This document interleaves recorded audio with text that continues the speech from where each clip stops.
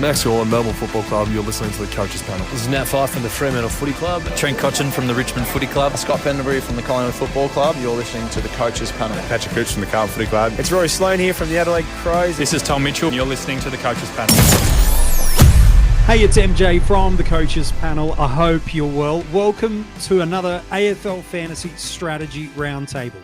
There is a ton of stuff we've got to talk about this week. For many, round 7, the week that never ended, from footy starting on Wednesday night right through to Wednesday. It was the round that if anything went wrong, it just felt like going through barbed wire. Painful and 1 point at a time. While when things were going your way, you're like, no, just keep this round rolling on. Regardless of, we're about to get back into Thursday night footy and another important week for us in the AFL fantasy community to attack. I want to talk rapid fire with a bunch of the members of the panel. There's a ton of players I want to get their thoughts on. We have to talk about how you stay ahead of the pack. What do you do if your year's going absolutely belly up at the moment, and some really important trading options to consider.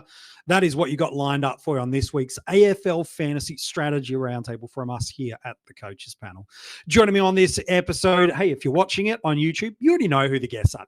You're ahead of the pack, ladies and gentlemen. MiniMonk to my left, mate. Pleasure to see you. Is a tough week for a lot of people in the community last week. Some got through it unscathed, some limped to the finish line. But the good thing of these Thursday night games is we can have some optimism really fast around our AFL fantasy sides, can't we? Yeah, we can. You should have given me a trigger warning at the start. You're bringing up the bad memories already. At least Max Gorlin can't ruin my Thursday evening or Wednesday evening for that matter this week. Yeah, he's done that a lot for non-owners as well. And right throughout, well, the past couple of years, he's been part of the Coaches Panel. He appears about as often as an Adelaide Crows victory, to be fair, since 2020. It's Jordox, mate. Your boy's got the victory. Hello. You're up and about. Yeah, where's the trigger warning for that one? Yeah, it's good to be here, MJ. Mini, great to see you, mate. Last weekend, it kind of made me think of the classic movie, The Matrix, with the bullets. Every game that came, even if you avoided bullets in the first game, the second game, by the end of the long round, you were hit by something. And it was, I don't like it when we use the word carnage. I think it's a bit over the top. But last weekend was a big one for chaos. It was right on the ledge for some of us. For others, it was the Grand Canyon of chaos. And others, it was just, the scenic tour above the Grand Canyon of chaos going, I remember what some of those weeks are. And so maybe that's where we should start, is we all entered into round 1, which is crazy enough, just 2 months ago now. It feels closer than that. It also feels longer away than that. We all entered into the season with a level of optimism and confidence that the work we'd done in the preseason, what we'd seen through opening round, would give us an element of advantage to be able to build a strong starting squad. But as the year goes on, the variables start to come. You get rookie roulette wrong in 1, 2, 8 weeks of football. You miss a captain or two. You cop an injury mid-game that either rules a player out via the sub or severely impacts their output. And so for some reason or another, we can all have these optimistic hopes and then find ourselves 8 weeks in and genuinely probably feel like we're in one of two spaces. We feel like we've got some ground we need to make up, which the good news is that there's still time. Or we go, I feel like I'm in a really strong space to attack the middle third of the season, which is really where we're just coming into. So we'll get to that. How do you keep ahead of the pack in a moment? But MiniMonk, maybe from you, what's a piece or a couple of pieces of advice you can give coaches that are looking at their rank, looking at their team and going, this is not what I signed up for 8 weeks ago.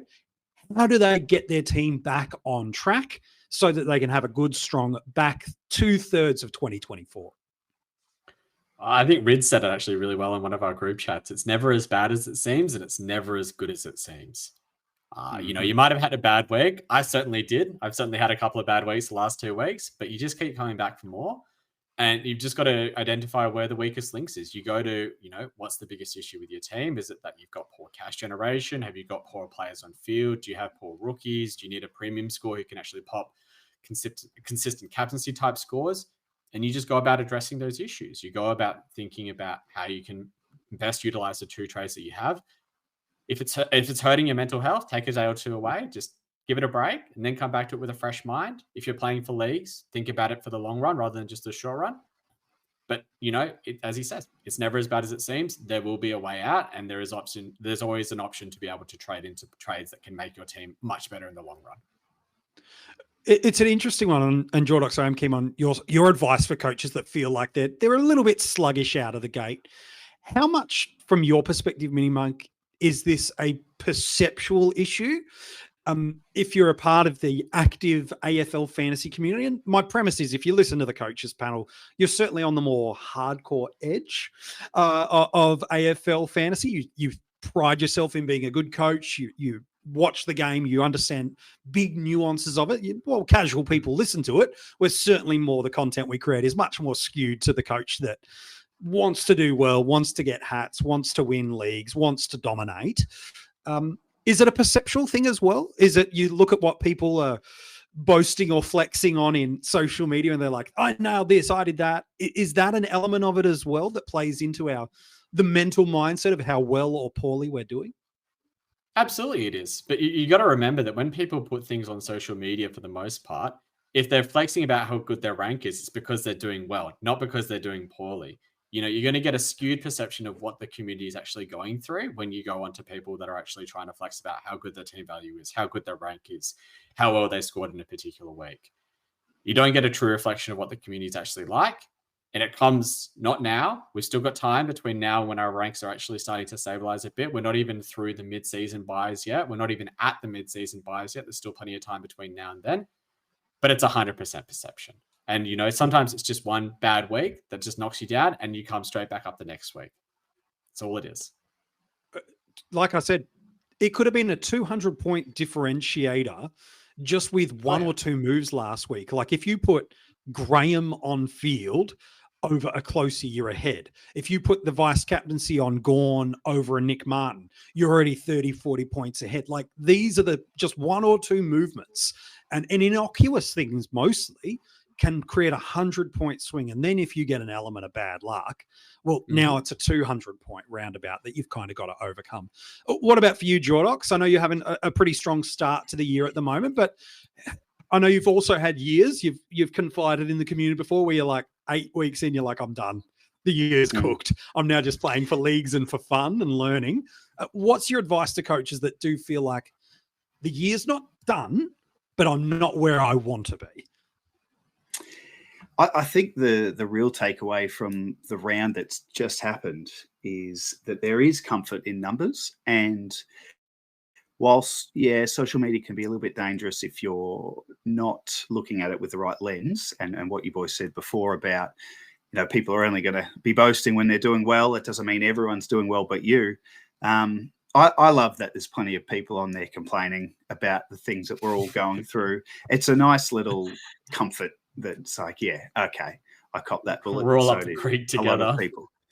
Exactly. But then, the round finishes, and I guess my advice would be, and something I do is, sometimes on a Monday, I opened up the team on Monday and I just went player by player of guys I want to get rid of. And it's amazing how that can change in a week. Like a week ago, I thought, I'm doing pretty well this year. Everyone's doing, and then bang, bang, bang, bang. There's like 4 or 5 guys that, they've reached their peak price, their form is, yada, yada, yada. So I guess the advice is just take a deep breath.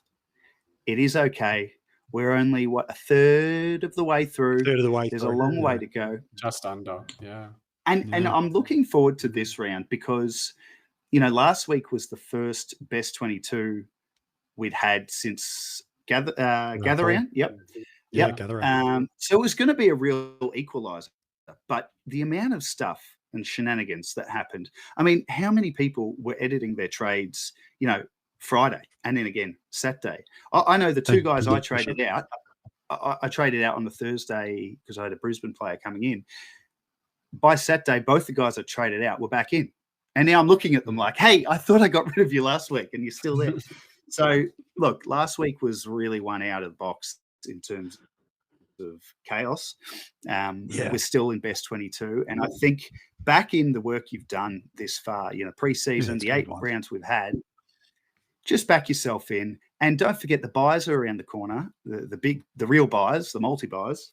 And historically they're when the whips really get cracking. So don't be too worried about your rank just yet. Be more concerned about how your side is shaping up. And that's the key thing, isn't it? We know some teams at the moment, luck isn't the only definer to find where you are with rank. Even to have a good rank now, you've got to have a level of skill in it. But there are teams that are not really focusing on bench hygiene, which is about making sure you're spinning over that cash generation that's not popping on the field, which right now you're not seeing the benefit of that. But in 5 or 6 weeks' time, when your upgrade cadence is a week or two ahead of the pack, any 50-point, 100-point, 150-point separation you've got right now, you can amend. Buy structures, people have thought about the first 6 weeks of the year, but have given minimal to no thought about what the middle 4 weeks look like outside of, I probably should have a Port Adelaide or a Fremantle player in my midfield. That's politely the element of thought that a lot of coaches have put into the buys this year because we were so focused on navigating early days. So I think you boys are both right that there is a ton of things that if you are slow starting, rookie roulette's being unfair to you, 1 or 2 miscaptains, 1 or 2 injuries, or just a couple of starting squad guys didn't quite nail, man, you can still very, very easily make up 200 points a week at the moment. And that is thousands of ranking spots, depending on where you sit. So it's very, very easy if you do find yourself in a bad spot. But let's look at the reverse of that. Some coaches are in a really strong spot. They've nailed those early selection calls. Those 50-50 premium picks have worked. That rookie roulette, do I put Graham on field this week or Closey? No, they nailed that. Should I bench Gallagher? The answer's almost always been yes. But getting all those things right every single week or most weeks has put you in a position where now rankings-wise, you're comfortable. Team value-wise, you're sitting pretty. Injuries you've largely avoided, and you haven't had anything that's forced your hand to change drastically too much, either your upgrade cadence or your ability to flip a few magnets that you want. So let's go the inverse for coaches then, MiniMonk. Those that are strong in position, both in rank, in team value, in trade planning, how do they stay ahead of the pack? Because there's nothing worse than starting strong and then just every week after like rounds 8, 9, and 10, you just watch yourself dropping away, 300, 500,000 spot ranks every week. That's even more frustrating sometimes than just spluttering out of the gate and never really getting started. How do coaches stay ahead of the pack, man? I think you got to look at your team and be genuine in your assessment of it. Where is your weaknesses in your team, and how do you compare your team to the teams that are around you or at the higher ranks as well? If you're a couple of 100,000 shorter on team value compared to them, that might be a premium in a couple of weeks' time compared to a mid-pricer that you have in your team. If you're equivalent, but there's one player that you've really gone as an antipod against for the majority of the season, do you want to match up on that? Or do you want to try and find the next player instead who can actually help you take more separation away from them? Is there a popular player that you want to jump off of this week instead of actually going for the typical 1 up, 1 down with your rookies that you're looking at? And can that be a way that you leverage your advantage as well? It's just about having that really honest conversation, I guess, with yourself about what is the best move to make for my team in order to improve it, not only for this week, but for the future. And what am I going to be doing that's different compared to the teams around me if I want to improve because I don't think my team is as good as them? Or if you think your team is good and you want to try and further it better, how can I make that separation away from them and continue to press the advantages that I already have? Yeah, it's good. Anything you want to add into the mix of that, Jordox? Yeah, well, I haven't been too far ahead of the pack too many times, certainly not as much as Mini has. But I do think it's an interesting balance between, if you've got a good lead or you've got a good spot about being defensive versus continuing to do what put you in that spot in the first place. So yeah, I think that, honestly, you need a crystal ball. And when I say a crystal ball, obviously none of us have that. But we do all have those moments where we see something or we think something and not everyone's talking about it. And we know the game. We've been playing it for years. We've been watching footy for years. When you have a moment and you know it, you need to have courage to jump on it. And I'll give you an example. The last time I was on the pod a few weeks ago was when Sean Darcy was back. And I remember thinking... This episode is brought to you by Allstate. Some people just know they could save hundreds on car insurance by checking Allstate first. Like, to check you have the tickets in your wallet first before you drive 2 hours to the big game. Seriously, you had one job. Now the closest you'll get to the 50-yard line is parking lot D. Yeah, checking first is smart. So check Allstate first for a quote that could save you hundreds. You're in good hands with Allstate. Savings vary. Terms apply. Allstate Fire and Casualty Insurance Company and Affiliates. Northbrook, Illinois. I had this crystal ball moment where I thought, I have to get rid of Luke Jackson this week, because once Darcy's in and he struggles, then everyone else will trade him out. That's how I can be ahead of the pack. I didn't do it. I had other things going on, and I didn't trust my instincts, and I didn't have the courage to follow what I thought I could see. And now he's staring at me right now on the screen saying, "You should have got rid of me, mate." Well, at least we know what one of your trades is probably likely to be this week. No, again, if things it won't be, because there's 5 or 6 dudes who are still ahead of it. Yeah. Oh dear. Well, I think that's an interesting point to then jump to is there were some players in our teams that this time last week, much like you were alluding to there, Jordox, that we felt really, really comfortable about their long-term stability in our side, or at least the ability to hold for another 3 to 4 weeks as per the plan. And then there's a bunch of different players that for whatever reason have now got us a little bit uncertain.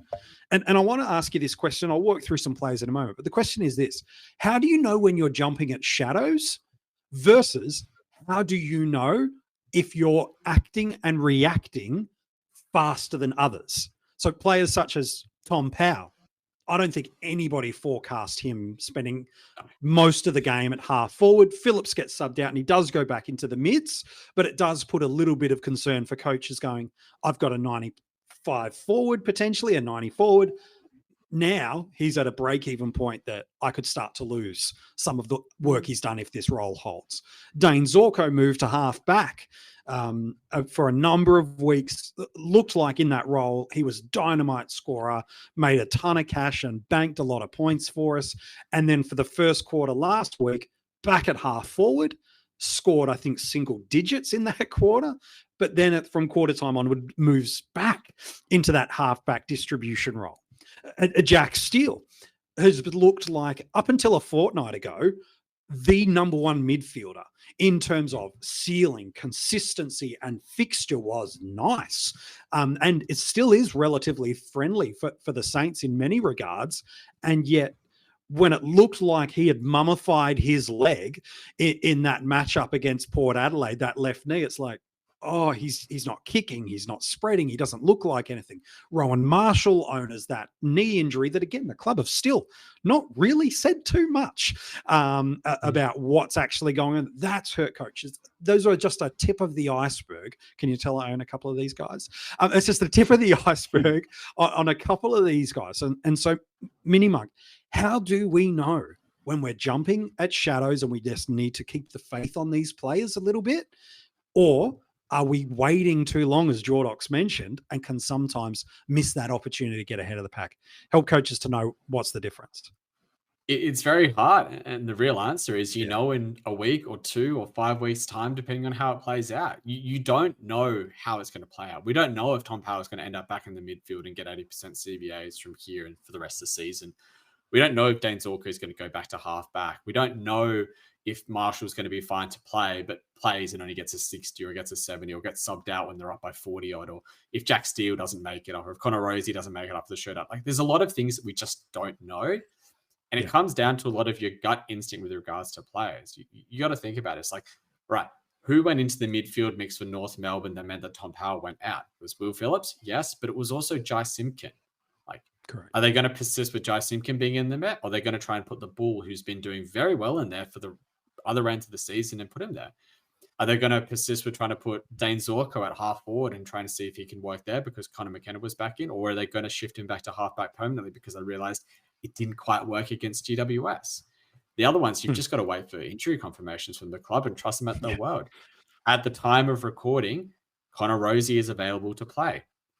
Whether or not he plays, we don't know yet, and will play apparently. Sure. But should he be playing? Who knows? We're not the medicos at the club. But if he's playing, you're probably going to hold him because you really don't want to be jumping off premiums at this time of year unless you absolutely have to. Marshall and Jack Steele are both suffering with knee complaints. Marshall's apparently in doubt to play. Jack Steele had to train away from the group today. It's concerning because it's an issue that Steele has had as recently as last year and hampered his scoring a lot. But I think you just have to back in the fixtures there. So there's arguments for and against all of these players, plus potentially a dozen more. Someone like, Jack Lukosius is another one that comes to mind of people that jumped onto him. You've got another player like Jeremy Sharp had a very down game on the weekend where ball just didn't get to his win because of the way the Dockers played. You've got concerns about Elliot Yeo getting a rest after Harley Reid has had one as well. Like, we can't just jump at shadows. We have to jump as when there's actual news or enough to go on. Like, until we see the team sheets, if we see on the team sheets that, Will Phillips, Jai Simpkin are all in the team, that's when you're probably alarm bells ringing with regards to Tom Powell. But if you see that Jai Simpkin's named at half forward, Clarker comes out and says, we're going to try and put Tom Powell back in there, Will Phillips is out of the team, that's when you go, all right, well, let's just hold him from this point on. Feel safe. But yeah, you got to wait for as much information as you can. And then eventually you just got to back your gut in with regards to these calls. Yeah. Jordox, you've been doing some work on X/Twitter, depending on, what version of social media titles you want to give stuff. And you've been doing it now for a couple of years for AFL Fantasy and for Dream Team coaches. You've been keeping us updated around the ton runs. And specifically, one of the players that's on the ton run at the moment is Zach Merritt. Every single year in the preseason, the narrative from the community is, don't pay up big dollars for these guys. They're never going to be as big or as good or as dominant as anybody. Don't do it. Don't do it. Don't do it. And then inevitably, most players do drip some value, but there seems to be at least one every year. 12 months ago, it was Clayton Oliver before his injury that was arguably not peaked price and outperformed their average and was dominant. You could probably put Zach Merritt into that mix. He's one of, a couple that have turned up every week. What is it? Sheasel, three left. Yeah. Sheasel, so Merritt. Yeah. Yeah, they're the three. Yeah. It's been tricky to do the 100 club because of opening round and all the buys. But as it stands, the three players who have turned in all available games, not including opening round because that wasn't a fantasy season, sure. Merritt, Gawn, and Sheasel. Amazing. So talk to me about Zach Merritt, because I want to ask MiniMonk about another player in a moment that I think is really crucial. But arguably within $100,000 you've got, it's cheaper, you've got Tom Green. We'll talk about him soon. About 80,000 away, you've got Tom Green. Sorry, it's about 100,000 at Bontempelli. Similar sort of savings towards a Jordan Dawson, who was a great buy for people that did it. Zach Butters, from a buy structural perspective, is again about 100,000 there, but his break even's up at around that 120 marker.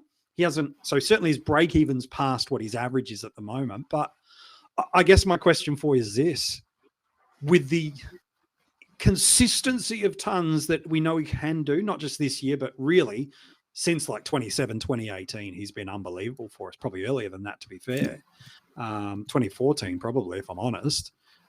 Is it worth paying the $1 million marker to go and get him just for that sleep at night factor? Or is it better to save the 50, 100K and hope that your Greens, Bonts, Dawsons, whoever's can get within earshot of him? What's your take on spending over $1 million for a guy like him? I think there's a place for it, a time and a place for it, and you can do it. I think with Merritt, I mean, it's incredible what he's done. But again, if you compare him to, say Tom Green, a few of those other guys who are right at the top there, you've sort of got to just forget the last 8 weeks, because all these guys at the top end can all do what Merritt's just done. They can. Yeah. And then on the flip of that, there's every chance. In fact, some people like to play the game by the percentages, by the averages, and playing the percentages, which suggests that Merritt is due for a 90 because he's just gone ton. Then some of the other guys, like Tom Green, he's had a couple of his 80 or 90 games. So there's, when you're splitting these guys, and you know Merritt, it's highly unlikely he's going to score 100 every week till the end. Sure. But Tom Green might, because he's already had a couple. That's the way I think about it from a numbers point of view. And then the great divide at this point, and I think it's very appropriate at this point of the year. I don't do it too early, but the buys are the great equalizer or great divider rather. So last week I had a chance to bring in Merritt, and I was willing. I was going to pay the mill or whatever he was last week. And then just right at the end, I pivoted to Dunkley because of my buys. I went ahead and looked and thought Dunkley is going to suit me better, knowing that the matchup was much better for Merritt last week. But that's the decision I made. And then Dunkley, what did he score? He hit a flat ton, I think. I mean, he could. Yeah, that was okay. I was hoping for more. 69 at the half, but anyway, not counting. But Merritt, it's risky paying a mill for a guy who's statistically due for a drop. And then you look at, okay, is it just fantasy numbers, or is Merritt actually maybe leading the Brownlow, leading the Essendon Best and Fairest? I haven't watched every Essendon game, but from the commentary, I'm hearing that he's added to his game. He's doing more than just, flying around picking up touches. He's a lot more, what would you say? Dangerous. More dangerous, but more impactful, yeah. So good looking. Trying to make you say something. No. Yeah, no, he's a good looking rooster. But he is, you threw me off now. He is flying. I think he's worth a mill. But just know that a 90 is around the corner, and it's just how it works. The longer they ton, the more likely that they'll miss one. Regression to the mean gets to us eventually. Yeah.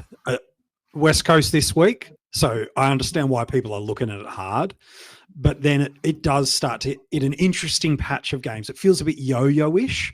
It's GWS. It's North Melbourne. Yo plays the West Coast. Okay.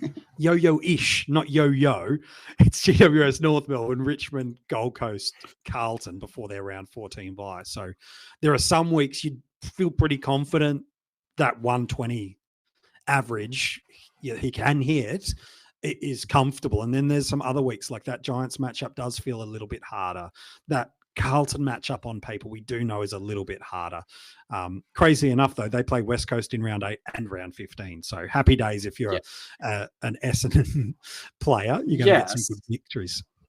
Yes, but West Coast aren't as easy. They're not as easy as they used to be for the inside midfielders. Yeah? No, they're not. So I tend to look at DFS's matchup charts because I think they're very good. They update them every week. They're very clear about where the data is pulled from and the players that represent that. And they tell you the 10-game and 5-game split too.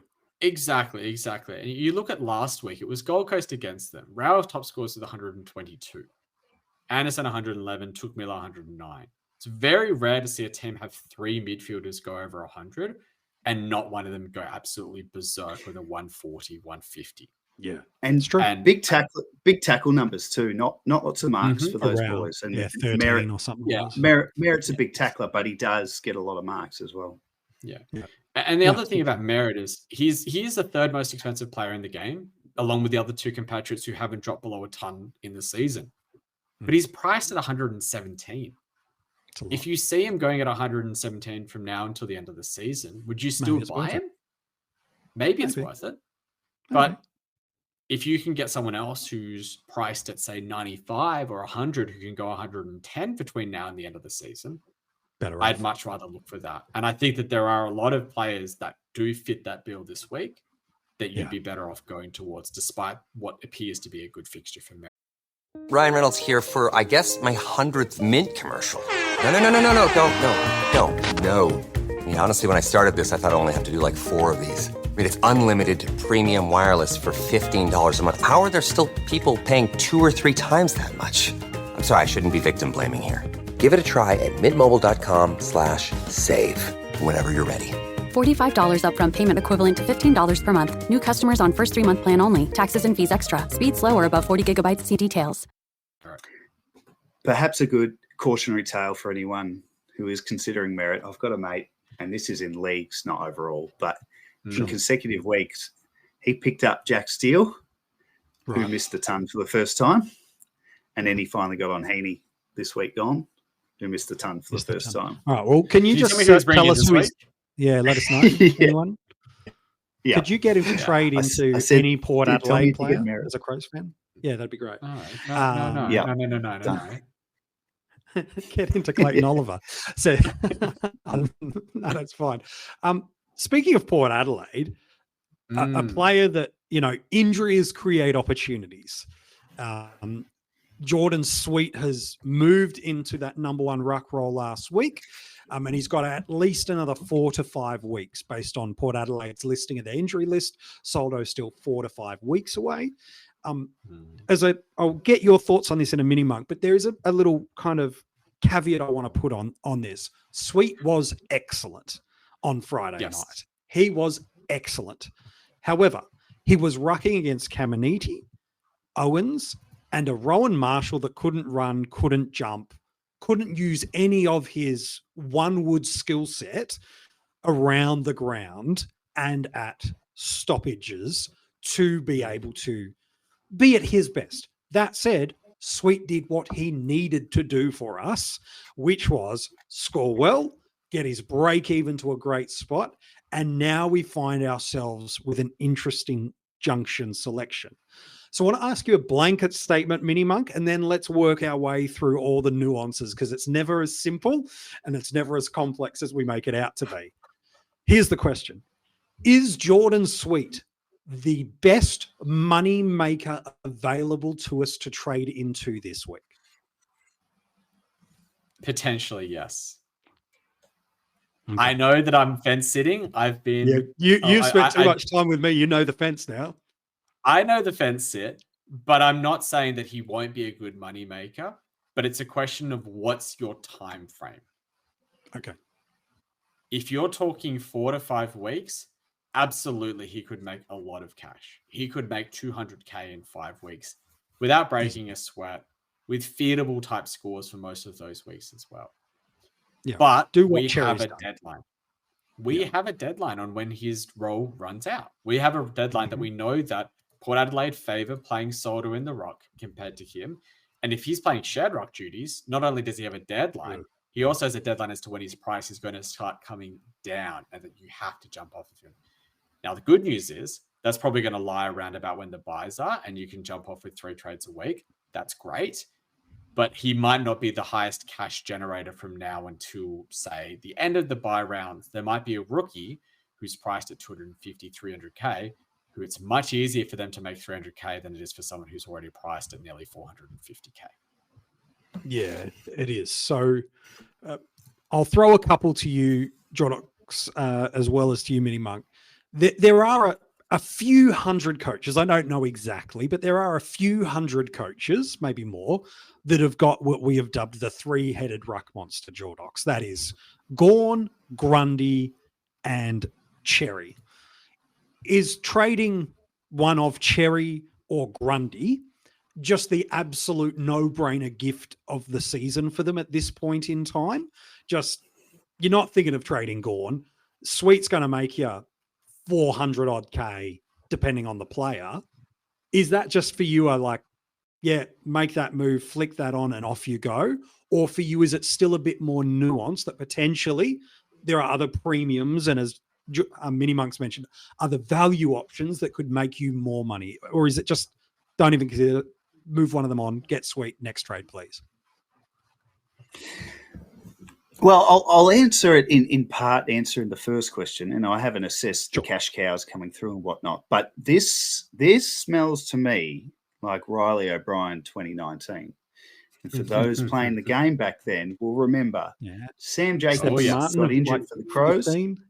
Yeah. Yep. Rob came in and he was, look, I don't know for sure, but he would have been one of the biggest money makers. I think we're about to see the same thing happen with Sweet. he's not a kid. He's been playing VFL for a long time. He's ready. And I'm not even convinced Soldo kicks him out of that spot. I think he's got 5 weeks to show him what he's got on the big stage in the AFL. I think he can perform to a high enough level that Soldo isn't just a straight walk back in. So based on that... It's at least a conversation, yeah. Yeah. So for the 3-headed ruck people... Monster. Which, credit to them. I didn't think you could do it and still be competitive. I just thought it was too much money on the bench, but fair play to them. Now they're in an interesting spot because, yes, trading down to Jordon gets you about 400K, give or take, depending on if it's Grundy or Cherry. I don't know. I kind of worry about that position, and I almost would prefer to be in the position of R2 down to Sweet. And here's why. You've gone 8 rounds with 600-700K on your bench. There was always going to be a point where that turned into the more normal setup of, a 200K, 300K money on guy field. on the bench. Got it. Yeah, exactly. By going your R3, and let's just say for argument's sake, it's Grundy, because it could be Cherry. That's a whole nother combo. Let's say it's Grundy down to Sweet at R3. He will make you a bucket load of cash. But I just wonder if you're going to go another 5-6 weeks with that amount of cash on your bench. I don't know if it's as simple as the no-brainer you said. But if we talk about Sweet, removed from the scenario, I think he's Riley O'Brien of 2019. And I think he's going to make a lot of money. And I'm not going to be that surprised if Soldo has to work his way back through the sandful. Yep. That's fair. So here's the fun one for you if you're in that position. Why don't you just trade both? Why don't you just consider that? Like, honestly, you're killing 2 birds with 1 stone. You're getting rid of both the drugs that have generated you a lot of cash. You're getting onto another one who generates you a lot of cash. Yeah. And you can almost basically grab a straight up premium, and you're probably financing the potential to grab 2 premiums next week as well. Correct. It's a very interesting option. So how would you do it? Talk me through it. So your R2 would go to Sweet, and then your R3 would be swapped to a primo. I think a lot of them are running an R3 or an R4 even. Say it's like a Livingston or a Barnett or someone that they've been using as a ruck forward loophole. Yeah. And you chuck them from your utility, you've been using it to loop at F6, you chuck them to your utility or to your R3 position, and bang. Correct. There you go. You're in a great spot. It's the play. But I think what you actually do is you give it this week. You don't have to rush into that move this week. But what you can do this week is you can put Jordon Sweet at your R3 this week. And you see him, because this is his toughest ruck matchup for the next 8 weeks. Let's say you last on the team for 8 weeks' time. Adelaide is the hardest ruck matchup that he has until now, until the end of the mid-season buys, which is probably your jump-off point. Yes. It's quite fitting that he's playing against Rob. Yeah.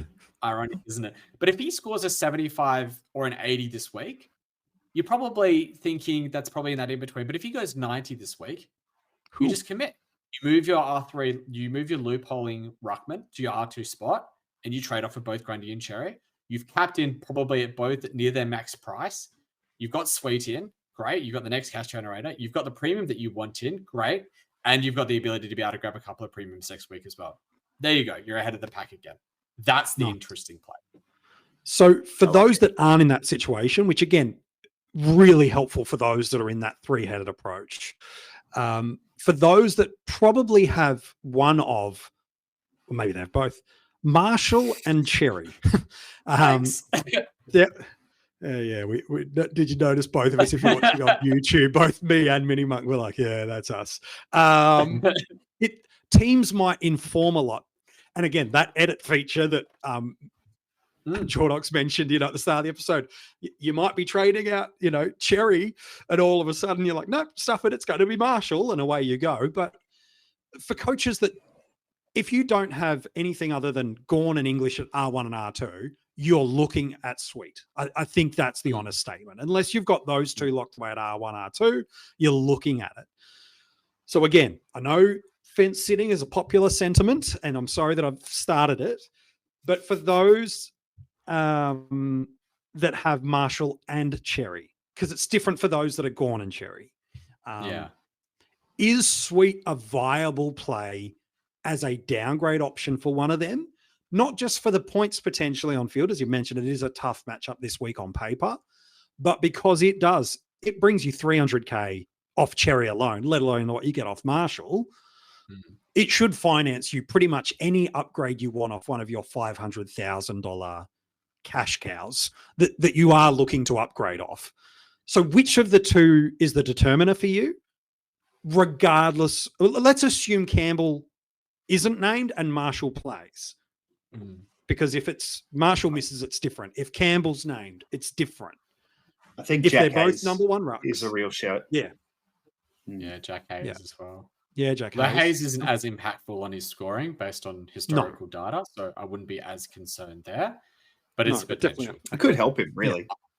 Yeah. Maybe. Well, I think what we want to do, and this is what I try and talk about a lot in the game, is that information is king.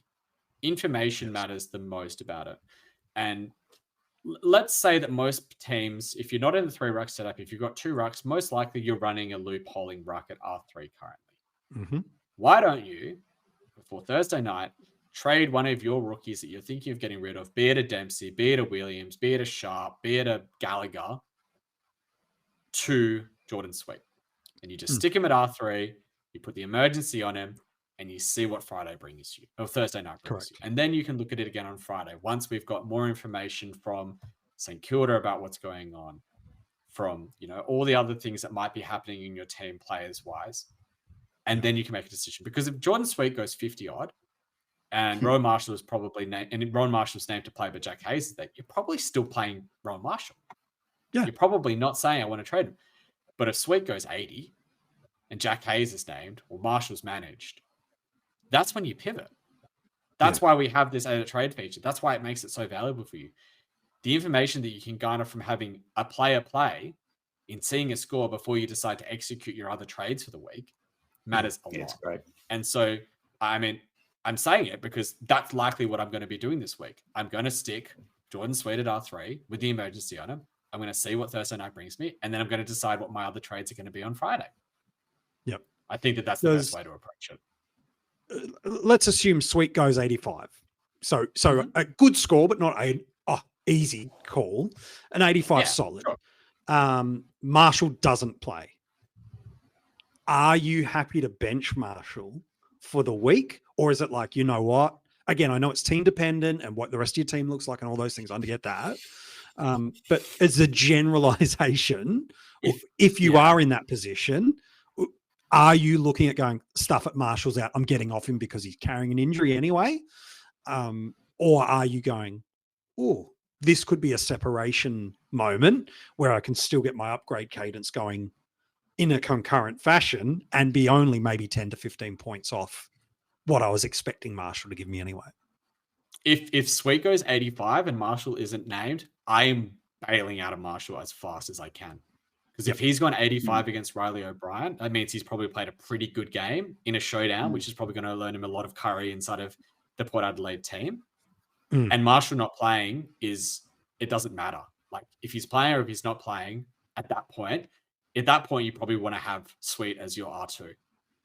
Yeah. And so if you can say, I'm getting rid of Marshall, I can get to whichever player I want, be it any line, any premium you want, basically, except for maybe to Sheasel or to Gawn or to, but you're not trading into a Ruckman anyway. So let's say it's to Sheasel or to Zach Merritt. You can basically get to any other player you want.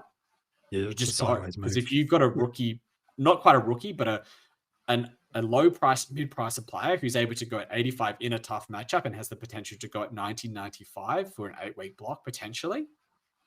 Yeah. That's gravy. That's just gravy. You got to take that, don't you? And then just real quick. It feels like you can get your credit scores anywhere these days. Random websites, card statements, budgeting apps, heck, even your dog might bark out a few numbers.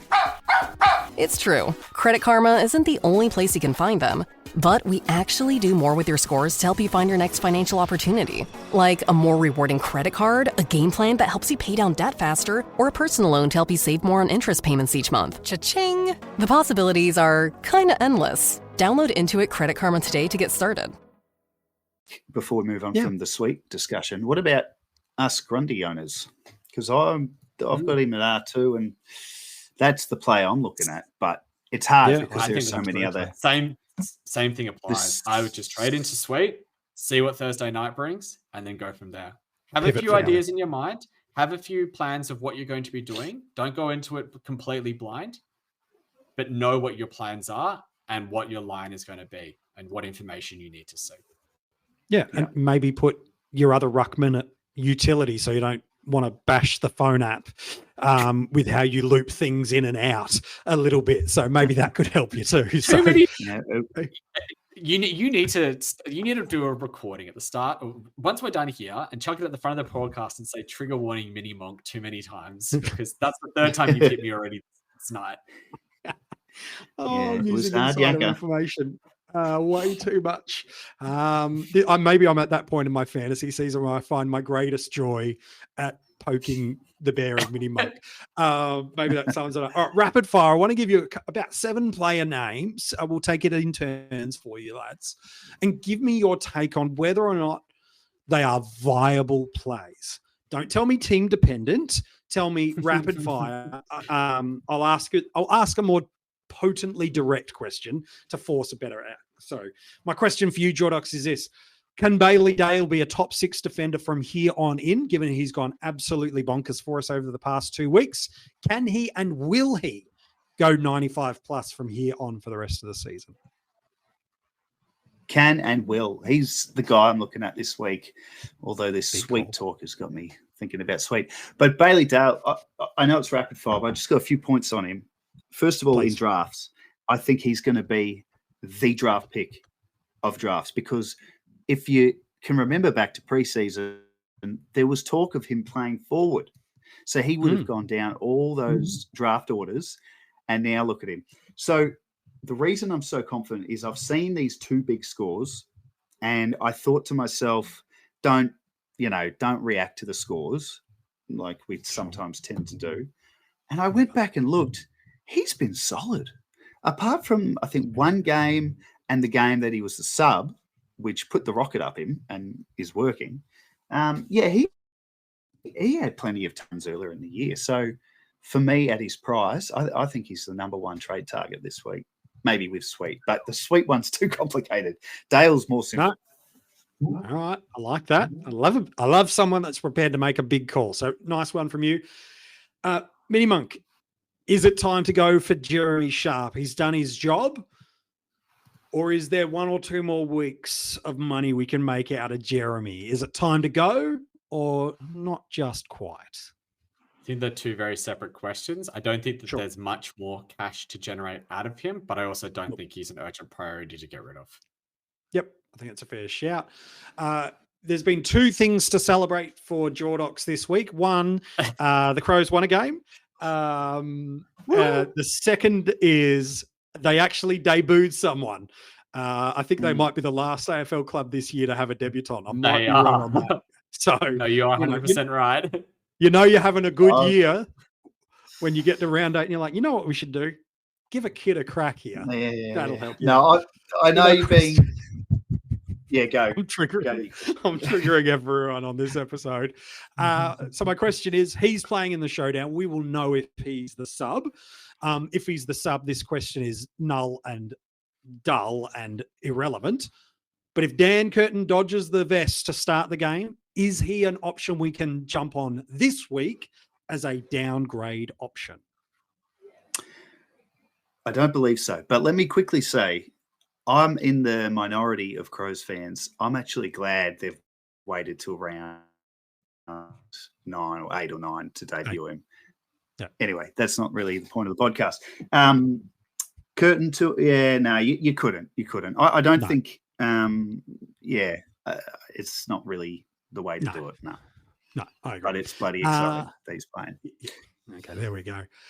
MiniMonk, Jai Caldwell versus McRae was a dilemma for a lot of coaches last week. Still got, I think it was 20-odd possessions on Anzac Day. Some in the community say he still had the role, so I'm going to back in my eyes. And others say, I'm a little bit nervous that I went to Caldwell and not McRae or Dylan Moore.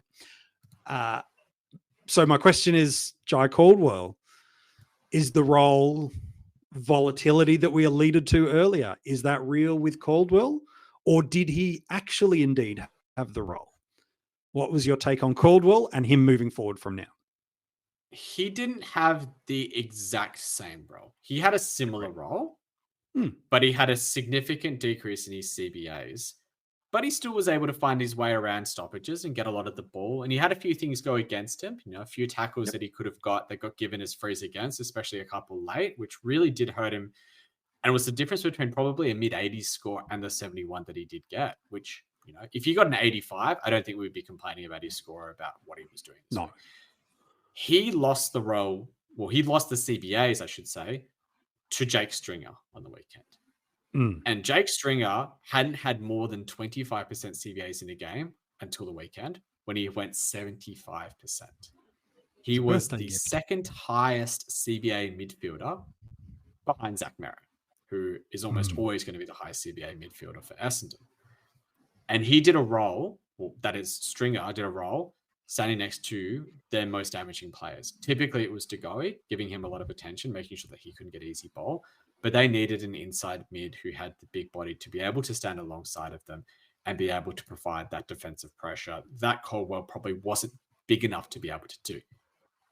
If we look at their fixtures over the next 3 weeks, they have West Coast, probably not someone to stand next to unless they really want to put him next to, I don't know, a Tim Kelly, but not really the same type of player. Yeah. Maybe a Reed, but I doubt it as well. You're not going to do that. GWS, they don't really have a big body aside from Tom Green, but Tom Green's a very different beast the way he plays the ball to Jordan Degoe.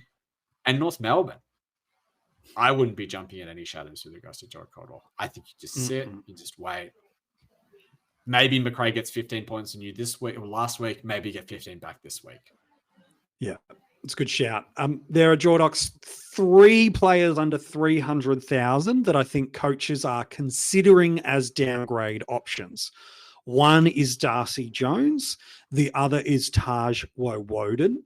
And then the third that probably feels the safest in terms of job security, and that's purely based on the team he plays for in Riley Hardiman.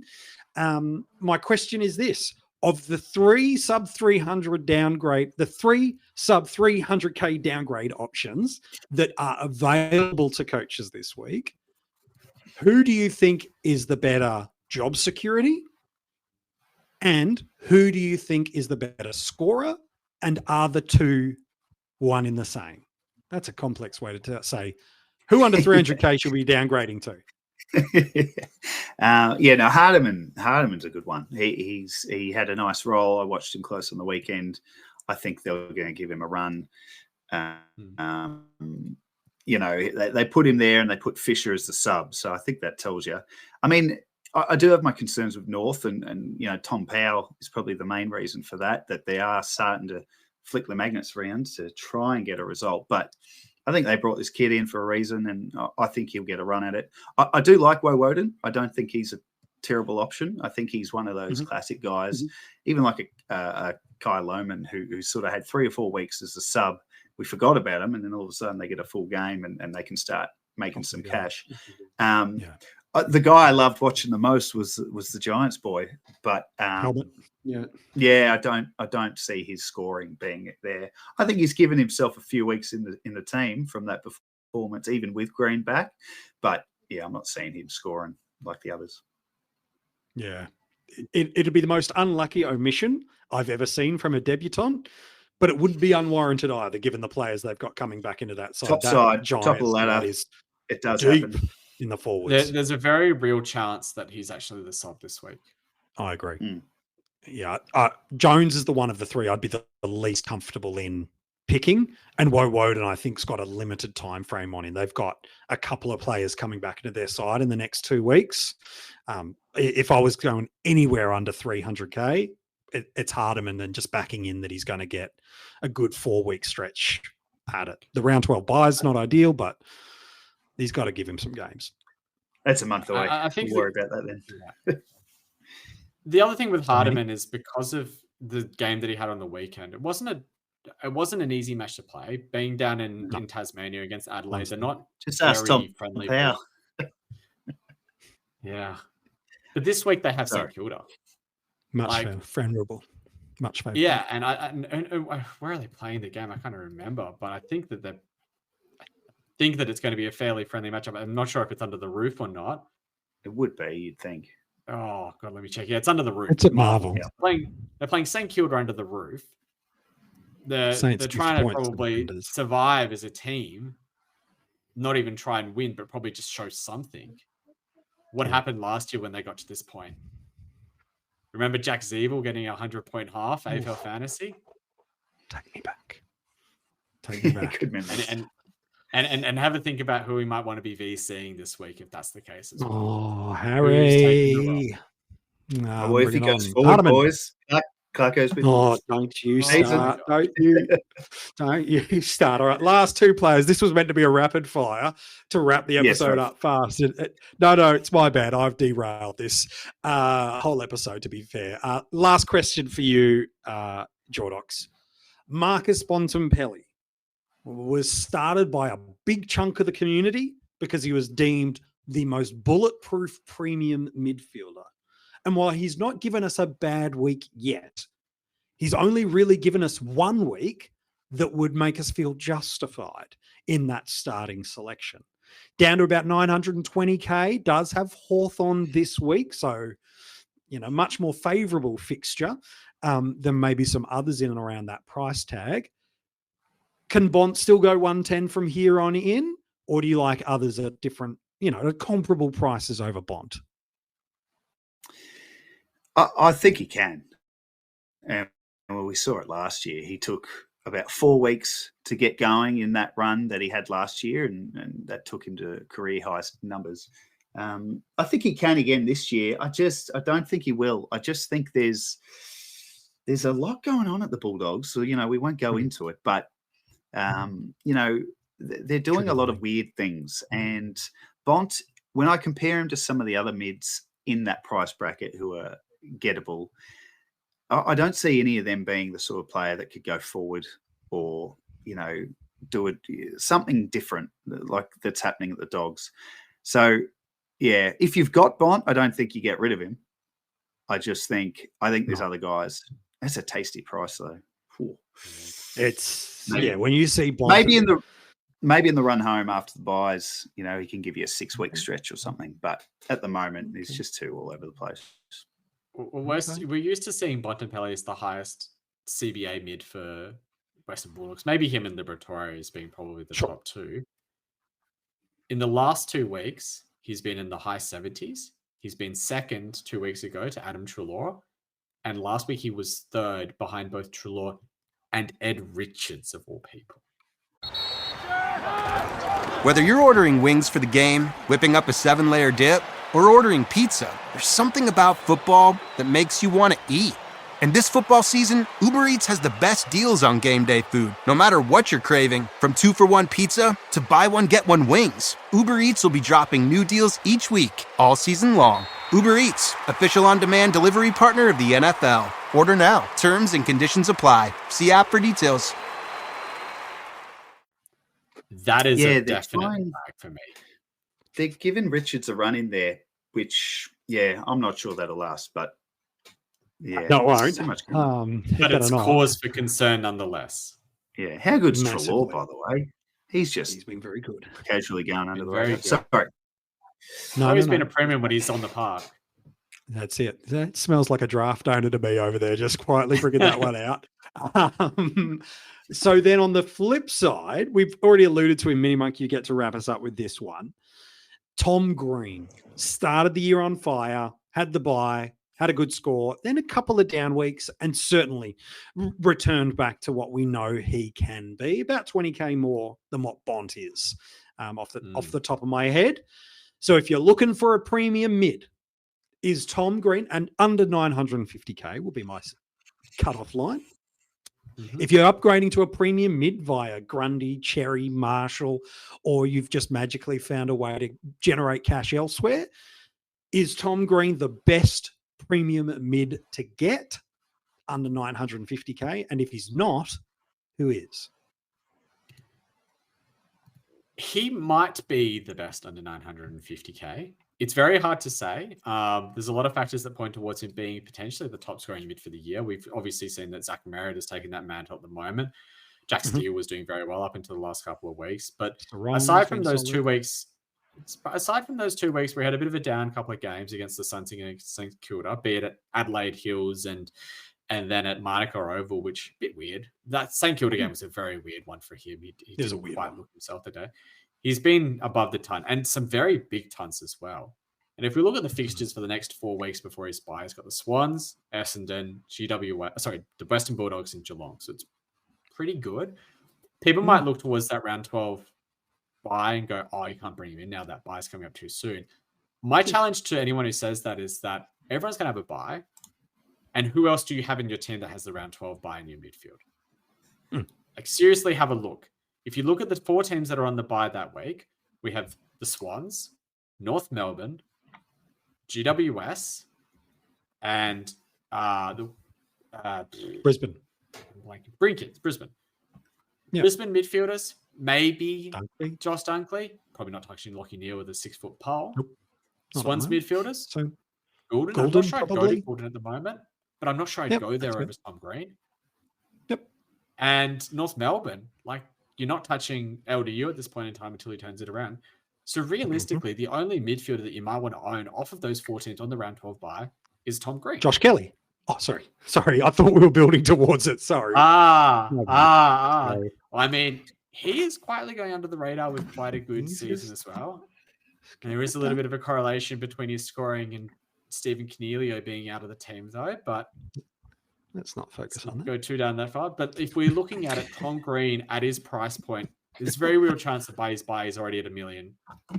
You're looking for an upgrade target off at the buy. You're not paying $1 million for a player. You're looking for the value player at that point in time. If you can get him now, sort that buy issue out. You get probably a top 8 midfielder. You're home and honest. If you were to say to me, MJ, give me 5 or 6 players that can go 130 over the next month, that you go opposition regardless, who's going 130, I'd put Tom Green in that consideration. And so, yeah, to me, if I've got 950K to spend in the mids, I'm going Green feels like the most robust option for me in there to be able to take a punt on. So that's for me. I like Goulden. I think it's very close between those two for mine for that price. Right. Yep. I would not knock anybody that says I like Errol this year. He just finds a way to get into space. He's just building. He's fun to own. We all remember that from last year. That's for sure. Hey, boys, you've been absolute superstars on this episode. Jordox, always a pleasure, mate. I'm looking forward to hearing about how your team goes this week as well. Thanks for being back on the Coaches Panel podcast, mate. No worries. Great to be on, boys. Good luck this week. Thank you. And MiniMonk, you as well. The only way is up? Only way is up until it goes back down again. Well, the great men say it's never as bad as it seems. Nah, it's fine. You can't always have it go your way, and it'll be a long season, but it'll still be a fun one. Absolutely, it will be. Hey, thank you so much. If you've been watching this on YouTube, thank you so much. If you haven't subscribed to the channel yet, the good news is it's super easy. It's the click of a button to be able to go and do that. And if you've got your trades locked in AFL Fantasy this week or you're not sure about them, comment them below and let us know. We'll reach back out. We'll get in touch with you. Love to see what some of the trade plans you've got cooking at the moment. If you're listening to this on Spotify, Apple Podcasts, wherever you get your audio podcast from, make sure you follow us there and give a 5-star rating and review. It's just one of those simple things you could do that helps us in an incredible measure and way. And if you're an Apple Podcast listener and you haven't left a comment yet, we'd love for you to do that. We will even read out your comment if it's nice in one of the upcoming podcasts. So if you want a bit of a shout out, you can get involved and just leave a comment with a 5-star rating, and Apple Podcasts will give you a shout out on one of the podcasts. And then lastly, our Patreons. Man, they are getting some amazing content at the moment. access to hidden groups. If you're at that premium top tier, you're getting the Round Review podcast. Our paid Spotify subscribers also gain access to that. And then all tiers of our Patreons, all tiers get this, a new initiative from us in 2024, a weekly question and answer podcast that lands every single Friday morning. So depending on the level of support you've got as a Coaches Panel Patreon, you're getting 4 podcasts from us a week. Absolutely drowning in my voice, so I apologize for that. If you do want to get any of those accesses to become a Patreon to support us and get some of these bonus content elements, all the details for that, or you can follow us on social media, and every other link you need for the Coaches Panel can be found in the description of this episode. Hey, good luck heading into round 8. We hope it is kind to you. We hope your trades are favorable. We hope Rookie Roulette lands your way and that you nail an early week vice captain so you don't have to panic about who to put the C on a Sunday afternoon. Good luck, and we'll chat to you very, very soon.